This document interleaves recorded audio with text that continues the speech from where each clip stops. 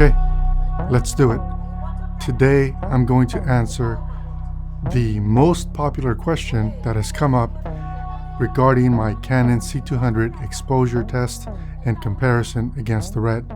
So I'm going to walk us through the entire process of how it is that I went about setting up the test, what steps I took to adjust the exposure while keeping everything on the camera locked in place. And if you missed any of those videos in the series, I'll be sure to link them so that you can catch up. So let's get started. We're going to need a tripod, a Canon C200, a tack sharp beast of a lens, a light source, a color meter, a light meter, a color checker, background fairy lights, a chair, and a model to sit through the test. Let's go through the camera settings. So first we turn it on. We then set the ND filters to 0 value. We'll set the f-stop on the lens to f1.4. We'll adjust the ISO to the native ISO of 800. We'll set the main recording format to RAW, CFast. We'll set the frame rate to 23.98p. We'll set the shutter mode to angle and set it to 180 degrees. And now I'll turn off the camera. I'll remove the lens. I'll install the Canon body cap on the camera. I'll then turn on the camera and run the ABB process. And that's auto black balance in case you're not familiar. Once that completes, I'll then shut down the camera. I'll reinstall my mini master prime lens. And now something very important needs to happen. I'm going to double check all of my settings to make sure that nothing accidentally changed or got reset or bumped in any way before I start the test. Once I'm satisfied that all of the settings on the camera are exactly what I need them to be, I'm going to then lock the camera settings. I'll then measure exactly 6 feet from the camera sensor to the point of interest or where the model is going to be sitting, specifically the near eye. And that's where I'm going to place my chair. I'll then bring in my light source. And what I'm going to do is I'm going to place it camera left at a 45-degree angle at about shoulder height. And at that point, I will then call in the talent, have them sit in place, and I will re-measure to make sure that I am exactly 6 feet from the near eye to the camera sensor. So we use 6 feet as the distance between the camera sensor and our point of interest because the lens has a 6-foot marking on it. So we were going to use that as our starting point to set the focus.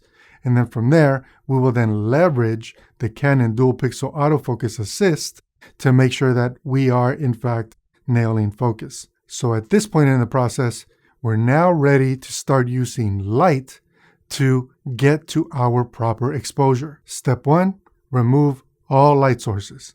We then strike up our key light and we set it to 30%. We can now use the light meter to help us get to f1.4. And what we're going to do is then adjust the intensity of the light either up or down to help us get to that f1.4. And we're going to measure at the bright side of the talent's face, specifically where we see those harsher highlights like on her forehead and upper cheek area here. So once we reach that proper exposure of f1.4, we then use our color meter to get an accurate reading on the room or the color temperature so that we can then make an adjustment to the white balance on the camera. And once all that's set, I can then strike up the fairy lights in the background to help create that extra bit of separation. And one last time, we do a triple check of all of our settings, our light measurements, our color temperature, and now we're ready to record. So we hit record. So once we have a successful take, we're now able to go ahead and move on to overexposing by one full stop, going from f1.4 to f2. First thing we do is we shut off the fairy lights.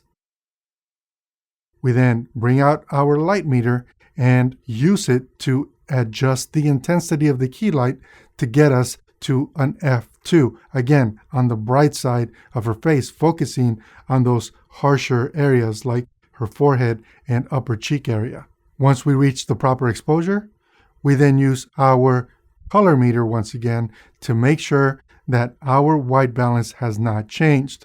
Because in case you don't know, depending on the intensity of the light and the type of light or brand of light that you might be using, that Kelvin temperature can vary. So I wanted to be as accurate as possible, and that's the reason why I repeated the color meter test, so that I can dial in my white balance at every f-stop. So once we had a successful take, we basically followed that exact same process over and over again, overexposing by one stop and only adjusting the light and light intensity to allow us to keep all the settings and the camera locked in place.